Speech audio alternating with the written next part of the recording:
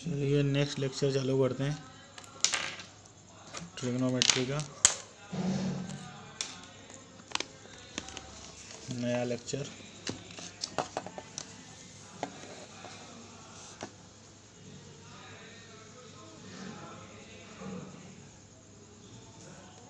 यहाँ पे लिखा है sine theta is an abbreviation of sine of angle theta. It is not the product of sine and theta. Sine of angle theta is not the product of sine and theta. अच्छा, यहाँ क्या कह रहा है? ये कह रहा है कि साइन ऑफ थीटा अगर लिखा है कहीं पे तो इसका मतलब ये नहीं है कि ये प्रोडक्ट है साइन और थीटा का। यहाँ पे साइन और थीटा का गुणा नहीं हुआ है। अच्छा, यहाँ साइन और थीटा का नहीं गुणा है, ये थीटा एंगल का साइन है।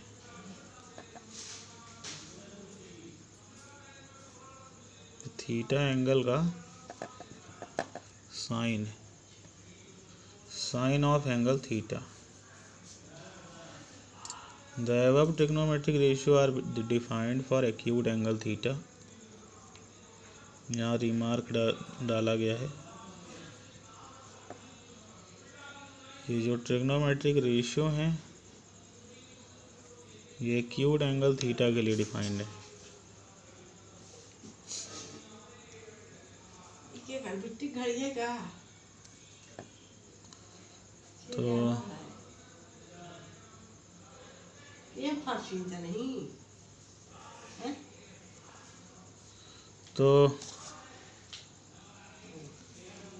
तो ये trigonometric ratio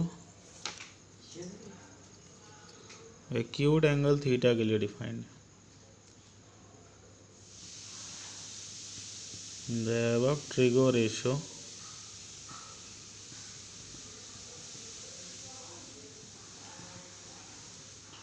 is defined for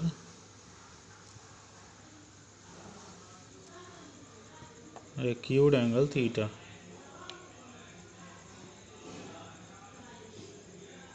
ये रिमार्क एक है।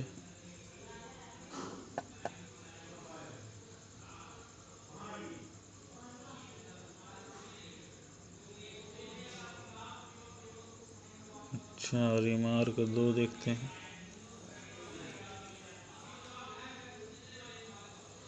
The above trigonometric ratio depend only on the value of angle theta and are independent on the position of the point P on the terminal side AY of the acute angle XAY।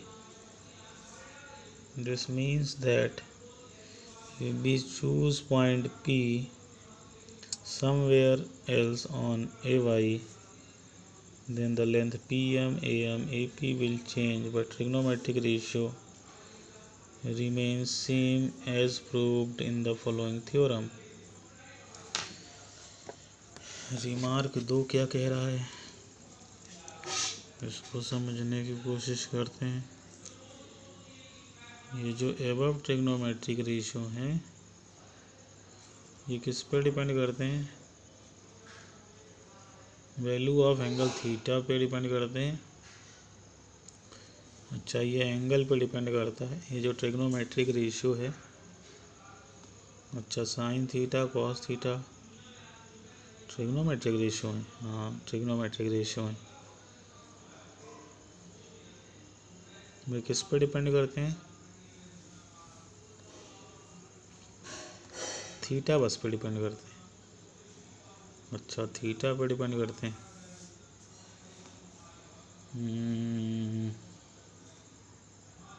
ठीक है, theta पर depend करता है। Independent on the position of point P, P की position पर depend नहीं करता। अच्छा, ये ट्रायंगल आप कितना बड़ा बना रहे हो? जैसे ये परपेंडिकुलर है PM, हम इसको थोड़ा सा इधर भी ले जाएं तो भी नहीं डिपेंड करेगा। PM को यहाँ से यहाँ ले जाएं तो भी नहीं डिपेंड करेगा। अच्छा, तो PM को यहाँ से यहाँ ले जाने पे भी साइन थीटा की वैल्यू चेंज नहीं होगी। अच्छा, this means that if we choose P somewhere else on A Y, अच्छा P को अगर हम कहीं पे भी चूज कर लें, यहाँ पे ले आ लें, P को यहाँ पे ले आ लें, द लेंथ PM, ये जो लेंथ PM है और ये जो AM है, एंड AP विल चेंज। अच्छा, PM और AM की लेंथ चेंज होगी बट ट्रिग्नोमेट्रिक रेशियो सेम रहेगा। अच्छा, trigonometric ratio sine theta change नहीं होगा। मतलब P को मैं यहाँ ला लूँ, M को मैं इधर ले जाऊँ तो ये लेंथ बढ़ जाएगी और ये दूरी बढ़ जाएगी, लेकिन साइन थीटा का जो वैल्यू आएगी उसमें कोई परिवर्तन नहीं होगा। अच्छा, देख लेते हैं। ये ट्रिग्नोमेट्रिक रेशियो है,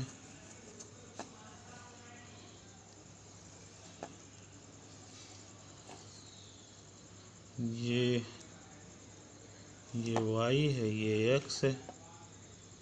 P को हम यहाँ ला दिए, PM यहाँ है, P को यहाँ खिसका के Q पे पहुँचा दिए, M को खिसका के N पे ला दिए, और ये एंगल थीटा ही है। तो क्या होगा? साइन थीटा चेंज नहीं होगा।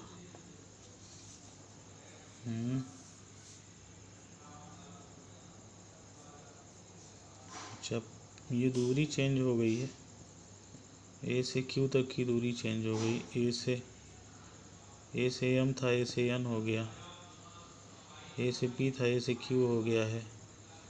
तो चाहे हम इस ट्रायंगल में साइन थीटा छोटे वाले ट्रायंगल में निकालें, तो छोटे वाले ट्रायंगल में निकालेंगे तो क्या होगा? PM/AM। और बड़े वाले ट्रायंगल में निकालेंगे साइन थीटा कितना आएगा?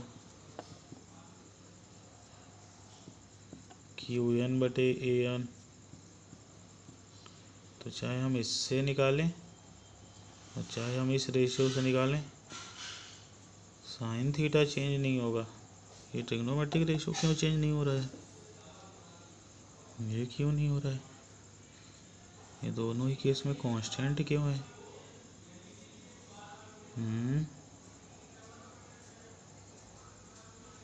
ये दोनों में सेम क्यों है? अच्छा, जितने रेशियो से ये बढ़ा है यहाँ, उतने ही रेशियो से ये बढ़ गया। जैसे मान लेते हैं ये 2 था और ये 4 था, तो ये 3 हो गया और ये 6 हो गया। तो मैं मान लूँ, सॉरी यहाँ पे गलती हो गया है, ये साइन थीटा नहीं, यहाँ पर टेन थीटा अगर मैं निकालूं तो टेन थीटा अगर मैं छोटे वाले ट्रायंगल में निकालूं तो परपेंडिकुलर बटे बेस 4/2 2 आएगा। थीटा एंगल के सामने वाली साइड को थीटा एंगल के सामने वाली साइड को परपेंडिकुलर कहते हैं। अच्छा, एंगल के सामने वाली साइड परपेंडिकुलर कहलाएगी। तो ये 2 आ गया। अब बड़े वाले ट्रायंगल में हम tan थीटा निकालें, तो बड़े वाले ट्रायंगल में tan थीटा निकालेंगे तो परपेंडिकुलर 6 बेस 3 हो जाएगा, ये 2 मिलेगा 2। छोटे वाले में भी 4/2 मिल रहा था। परपेंडिकुलर थीटा के सामने वाला परपेंडिकुलर बेस 2 आ गया। तो बड़े वाले में भी tan थीटा 2 आया, छोटे वाले में भी 2 आया। जबकि ट्रायंगल यहाँ बढ़ गया है। बढ़ा ऐसे है कि ये रेशो चेंज नहीं हो रहा है। रेशो चेंज नहीं हो रहा है मतलब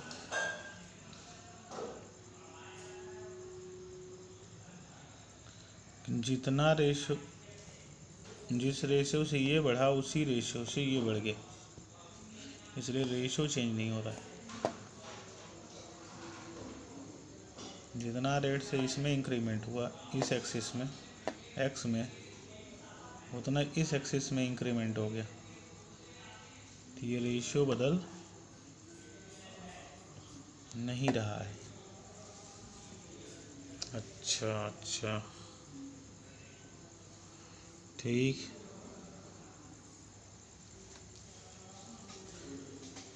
तो 10 AMP ANQ इसमें दिया है। Thus the corresponding angle of a triangle are equal and therefore by AA similarity criteria AP by AQ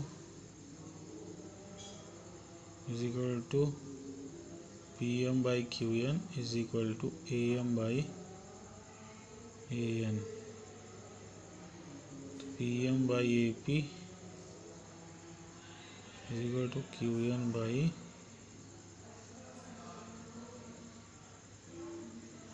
AQ।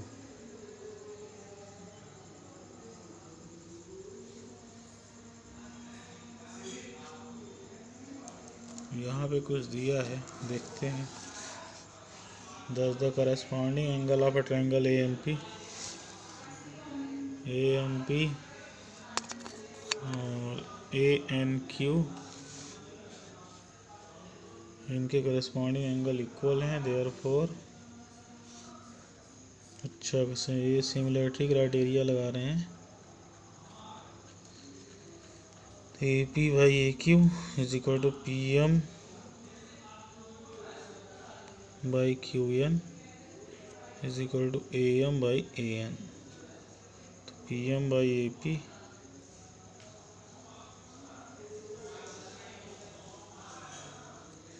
अच्छा ठीक है, PM by AP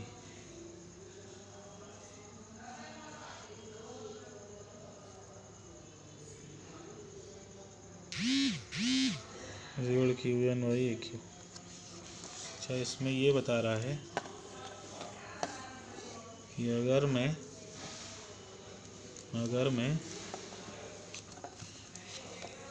ये ट्रायंगल जो है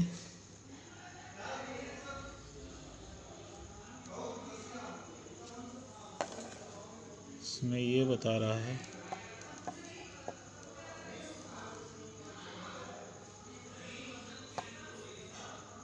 ये x हो गया, ये y, ये PM और ये QN है और ये A है और ये थीटा है। ये ट्रायंगल और ये ट्रायंगल सिमिलर होंगे। अच्छा, ये सिमिलर होंगे तो PM by AP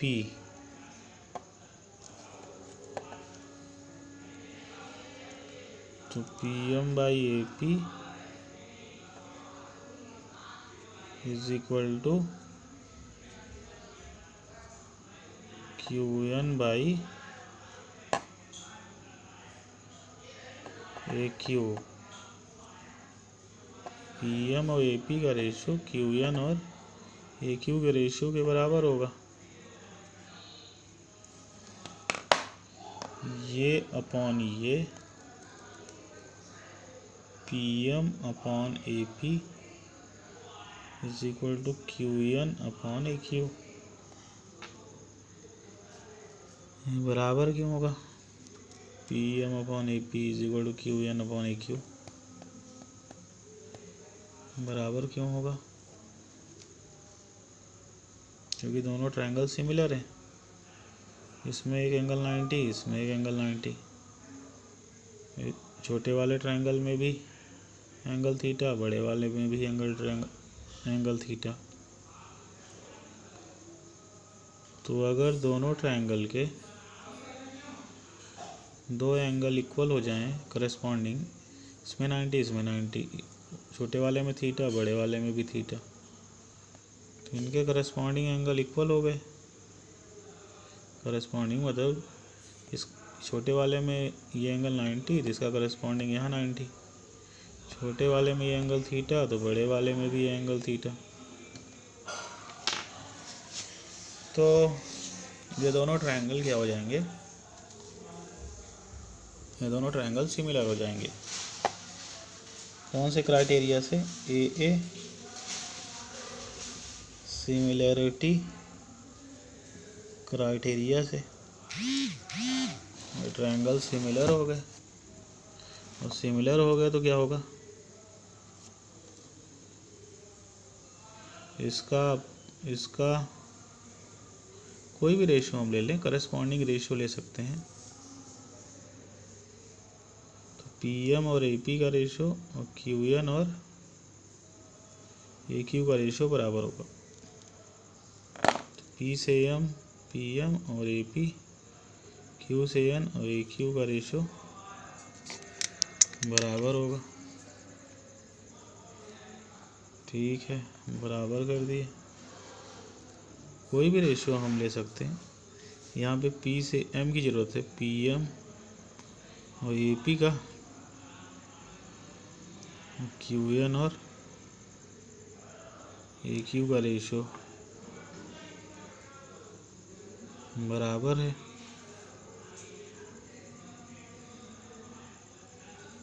बराबर है नहीं? PM और PM AP QN AQ इनके करस्पॉन्डिंग साइड का रेशियो बराबर होता है। अच्छा, जब ट्रायंगल सिमिलर होते हैं ना तो इनकी करस्पॉन्डिंग साइड का रेशियो सेम हो जाता है। ये छोटा वाला ट्रायंगल और ये बड़ा वाला ट्रायंगल, तो इसका और इसका रेशियो, इसका और इसका रेशियो, बड़े वाले का रेशियो बराबर हो जाएगा। तो इस साइड का करस्पॉन्डिंग ये है और इस साइड का करस्पॉन्डिंग बड़ा वाला है, ये रेशियो बराबर होंगे। तो रेशियो को हमने बराबर कर दिया।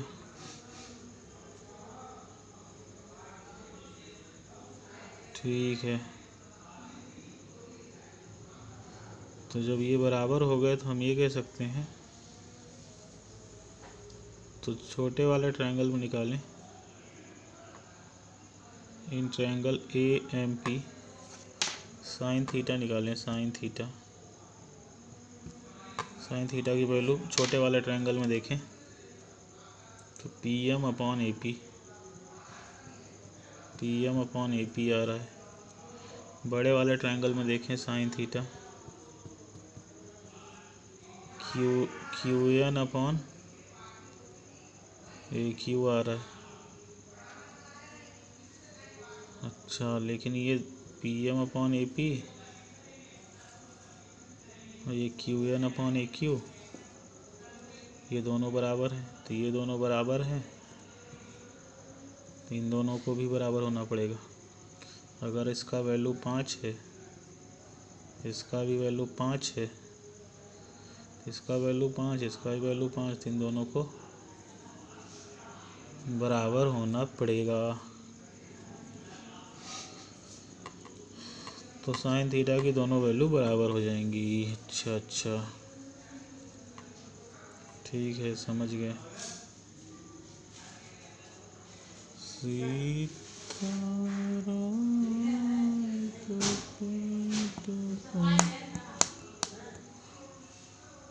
तो हम ये कह सकते हैं कि ये P की पोजीशन चाहे यहाँ रखें चाहे यहाँ, साइन थीटा का जो फॉर्मूला आने वाला है, कोई भी ट्रिग्नोमेट्रिक रेशो निकालें, वो इस पोजीशन P की पोजीशन पे निर्भर नहीं करता, क्योंकि P यहाँ है कि यहाँ है, वो थीटा पे निर्भर करता है, थीटा पे।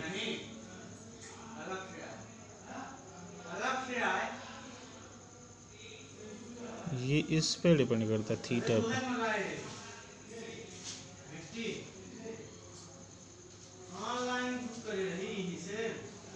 ठीक है,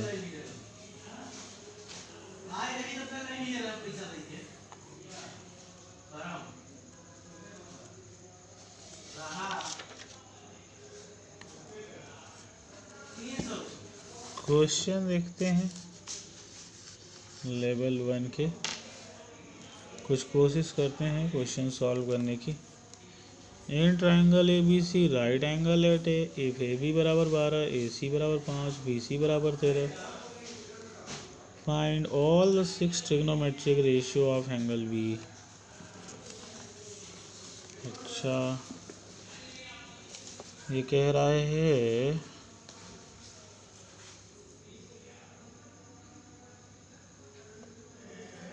क्या कह रहा है,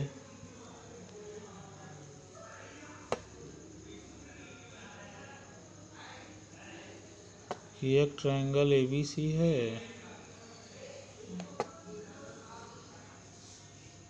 ABC, ये ABC ट्रायंगल है, ठीक है।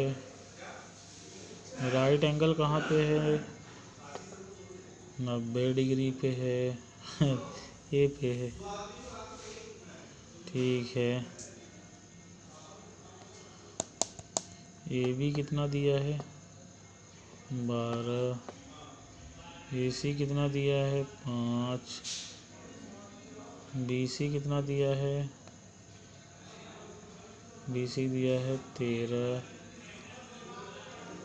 तो बी एंगल के लिए सभी ट्रिग्नोमेट्रिक रेशियो निकालना है। इस एंगल के लिए, बी एंगल के लिए, तो चलिए निकाल लेते हैं।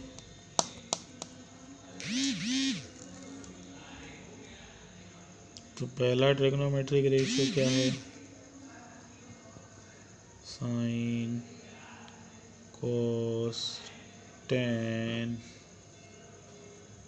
फिर कोसेक, फिर सेक, फिर कॉट।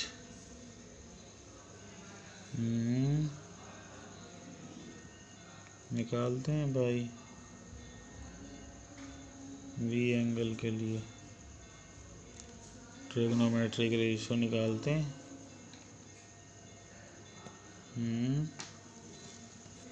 कैसे निकलेगा, इसको देखते हैं।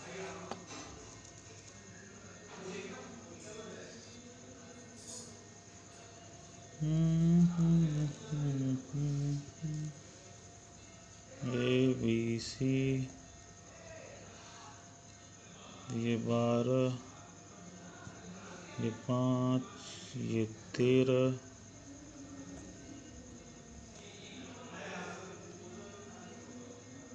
तो बी एंगल के लिए निकालना है मुझे ट्रिग्नोमेट्रिक रेशियो। तो कैसे निकलेगा, कैसे निकलेगा बी एंगल के लिए, पहला होता है साइन, दूसरा कॉस, तीसरा टेन, चौथा कोसेक, पांचवा सेक, टेन का उल्टा cot, sine cos tan cosec sec cot. 6 trigonometric ratio होते हैं। Some people have curly black hair teaching physics bore. Pandit Badri Prasad Hari Hari बोले। पंडित बद्री प्रसाद हरि हरि बोले।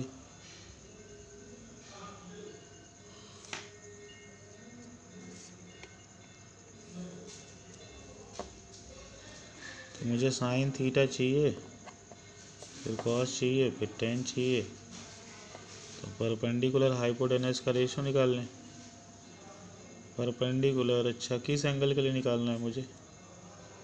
बी एंगल के लिए। यहाँ बोला है ना, तो यहाँ पे बी लगाएंगे, थीटा ना लगा लेंगे। थीटा बोला होता तो थीटा के लिए यहाँ थीटा लिखा होता। उसने बी एंगल के लिए बोला है। किसी एंगल के लिए ट्रिग्नोमेट्रिक रेशियो निकलता है। किसी एंगल के लिए ट्रिग्नोमेट्रिक रेशियो निकलता है। कौन सा एंगल? ये। अब इसको हम बी से भी दिखा सकते हैं, इसको हम थीटा से भी दिखा सकते हैं, लेकिन यहाँ पे बी के लिए बोला है तो बी यूज़ करेंगे, थीटा की ज़रूरत नहीं है। ठीक, तो परपेंडिकुलर कौन सा होगा? बी के सामने वाला। जिस एंगल की बात होगी उसके सामने वाले साइड को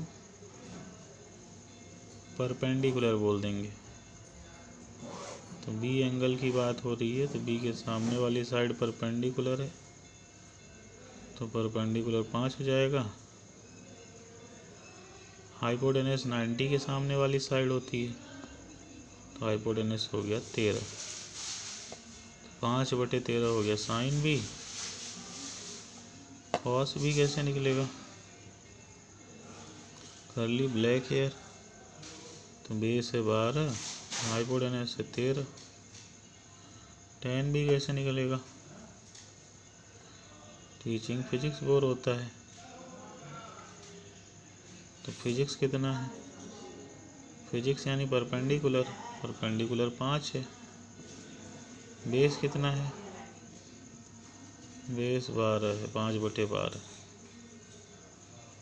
अच्छा, साइन का भाई कौन होता है? कॉसेक। कॉस का भाई कौन होता है? सेक।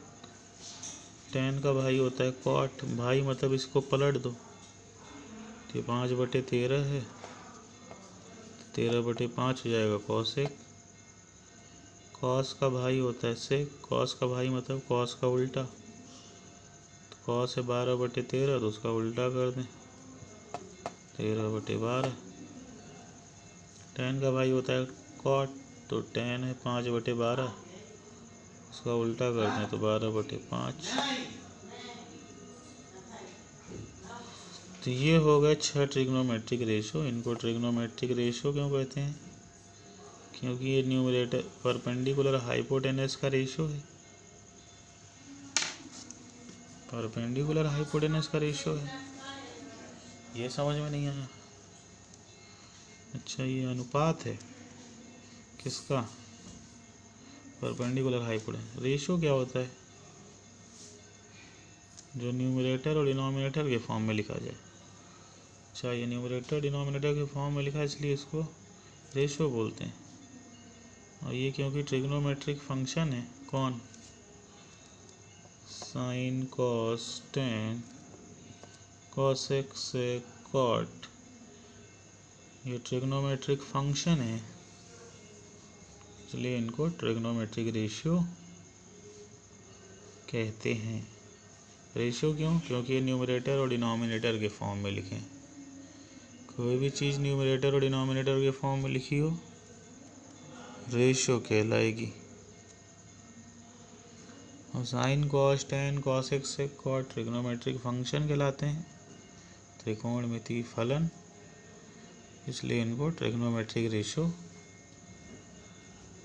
कहेंगे। ठीक है, एक और प्रश्न कर लेते हैं। प्रश्न क्रमांक 2,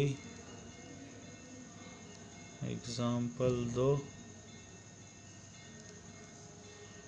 in triangle ABC right angle at A, ये क्वेश्चन बना है इसमें।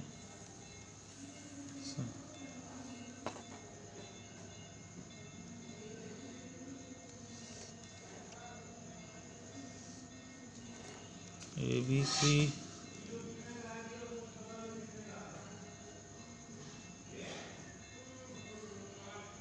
राइट एंगल ट्रायंगल है, AB 5 है, AC 12 है, BC 13 है। Find sine B cos C and tan B। अच्छा दिया है, find sine B cos C and tan B। कैसे निकलेगा? Sine B cos C tan B, ये कैसे निकलेगा? ये B एंगल के लिए बोल रहा है ट्रिग्नोमेट्रिक रेशियो निकालिए, वो भी कौन सा वाला? साइन वाला। ये बोल रहा है C एंगल के लिए ट्रिग्नोमेट्रिक रेशियो निकालिए, वो भी कौन सा वाला? कॉस वाला। ये फिर से बोल रहा है B एंगल के लिए ट्रिग्नोमेट्रिक रेशियो निकालिए, tan वाला। तो चलिए B के लिए साइन निकाल लेते हैं। तो साइन B एंगल का साइन कैसे निकलेगा? तो B एंगल के पास चलते हैं। B के सामने वाली साइड होगी B के लिए परपेंडिकुलर, तो ये परपेंडिकुलर हो जाएगी B एंगल के लिए। अच्छा, 90 के सामने वाली साइड हमेशा हाइपोटेनस होती है, बची हुई वाली साइड बेस कहलाएगी, तो ये बेस मान लेंगे। ठीक है, तो B एंगल के लिए बात हो रही ना, इस B एक्यूट एंगल है कि नहीं है? एक्यूट एंगल, एक्यूट एंगल के लिए ही नेट ट्रिग्नोमेट्रिक रेशियो डिफाइंड है। हाँ, एक्यूट एंगल के लिए है। अच्छा, B के लिए निकाल रहे हैं, B एक्यूट एंगल है। 10th के सिलेबस में ट्रिग्नोमेट्रिक रेशियो एक्यूट एंगल के लिए डिफाइंड है। साइन B कैसे निकलेगा? B के सामने वाली साइड परपेंडिकुलर, 90 के सामने वाली हाइपोटेनस, ये आ गया साइन।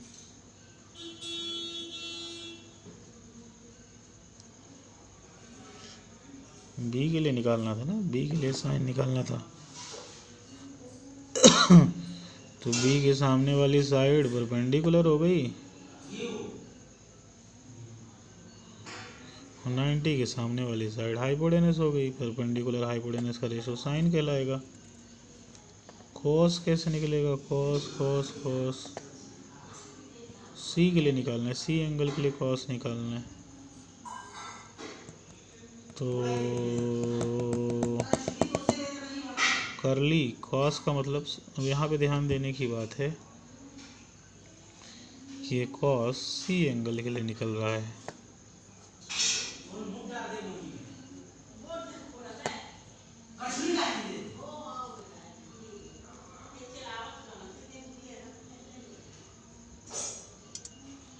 कॉस जो है C एंगल के लिए निकल रहा है।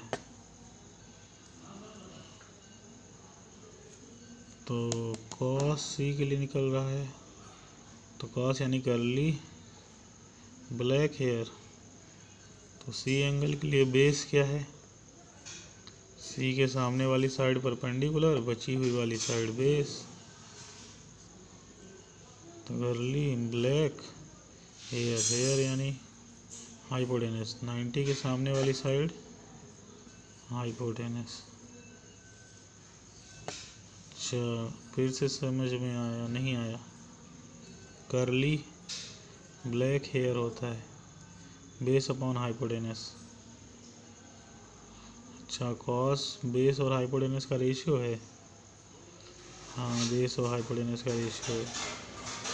बेस कितना दिया है 12, हाइपोटेनस कितना दिया है 13। ये बेस क्यों है? क्योंकि ये सी एंगल के लिए निकल रहा है, तो सी के सामने वाली साइड हो जाएगी सी का परपेंडिकुलर। जिस एंगल की बात होगी ना, ये ट्रिग्नोमेट्रिक रेशियो कॉस है ना, किस एंगल के लिए बात हो रही है? सी एंगल के लिए।